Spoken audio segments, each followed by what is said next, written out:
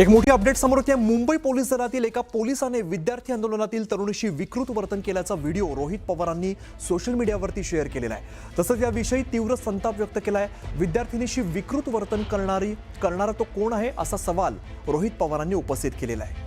या viral video संदर्भात आता मुंबई पोलिसांकडून स्पष्टीकरण देण्यात आलेलं आहे। व्हिडिओचा बेजबाबदारपणे चुकीचा अर्थ लावला जातोय असं मुंबई पोलिसांनी स्पष्ट केलेलं आहे। संबंधित अधिकारी एक पुरुष आंदोलकाला पकडण्याचा प्रयत्न करत असताना एक महिला मध्ये आल्याचा पोलिसांचा दावा आहे आणि याबाबत वरिष्ठ अधिकाऱ्यांकडून वस्तुस्थितीची पडताळणी केली जात असल्याचं स्पष्ट करण्यात आलं आहे। संकेत वर्क माझे सहकारी आपल्याला अधिकची माहिती देत आहेत। संकेत, आपण बघतोय खरं तर मोठा गदारोळ या व्हिडिओमुळे झाला, पण आता पोलिसांकडून त्याचं स्पष्टीकरण दिलं जात आहे। काय नेमकं घडतंय?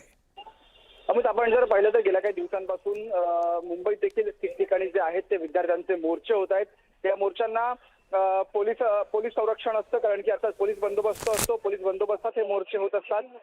अनेकदा असं होतं की पोलीस जे असतात ते अनेक जे आंदोलक असतात त्यांना डिटेन करायला म्हणजे ताब्यात घ्यायला जात असते। थोडीशी झटापटी होते।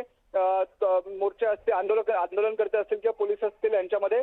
आपण जर पाहतोय की 2 दिवसात 2 घटना अशा समोर आल्यात। काल पण आपण जर पाहिलं तर एका पोलीस कर्मचाऱ्याचा जो एका व्हॅनवरती ड्रायव्हर आहे, चालक आहे, त्यांनी काही आंदोलकांना ज्याची धमकी दिल्याचा व्हिडिओ समोर आला होता। त्यानंतर आज हा आणखी एक व्हिडिओ समोर आलाय।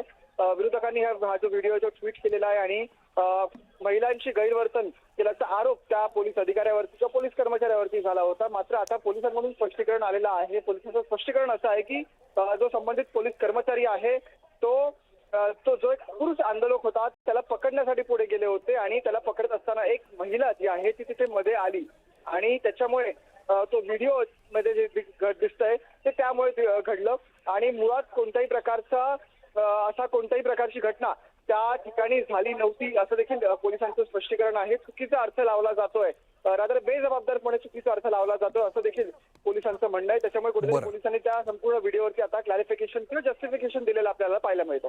बरं संकेत, धन्यवाद या सगळ्या माहितीसाठी।